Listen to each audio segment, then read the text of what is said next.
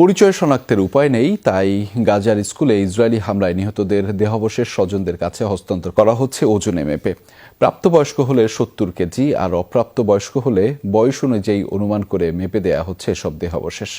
গেল শনিবার ফজর নামাজ পড়ার সময় ইসরায়েলি হামলায় ছিন্নভিন্ন হয়ে যায় স্কুলটিতে আশ্রয় নেয়া বহু ফিলিস্তিনির দেহ। বিধ্বস্ত এই ভবনে নিহতদের দেহাবশেষের খোঁজে ব্যস্ত স্বজনেরা। হাত, পা, মাথা কিংবা শরীরের যে কোনো অংশই হোক না কেন, দাফনের জন্য দেহাবশেষের কিছুটা পেলেও যেন সান্ত্বনা মেলে এসব স্বজনদের।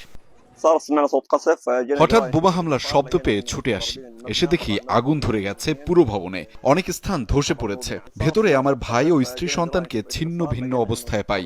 ভাতিজার ছিন্ন হয়ে যাওয়া মুখটা এখনো পাইনি, সেটাই খুঁজছি।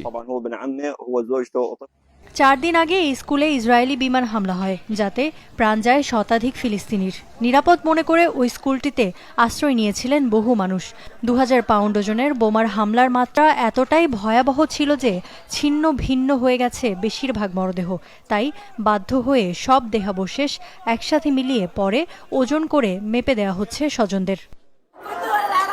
আমার ৬ বছরের ছেলে ইসরায়েলি হামলায় প্রাণ হারিয়েছে, কিন্তু অনেক খুঁজেও ওকে না পেয়ে দায়িত্বরতরা আমাকে ১৮ কেজি মাংস বুঝিয়ে দিয়েছেন। জানি না এগুলো আমার ছেলেরই দেহাবশেষ কিনা। যখন হামলা হয় তখন আমার স্বামী ভবনটির মসজিদে নামাজ পড়ছিল। তাকে খুঁজে পাচ্ছি না।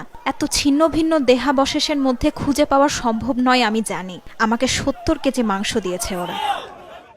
এমন বর্বরতায় স্বভাবতই নিন্দার ঝড় উঠেছে বিশ্বজুড়ে।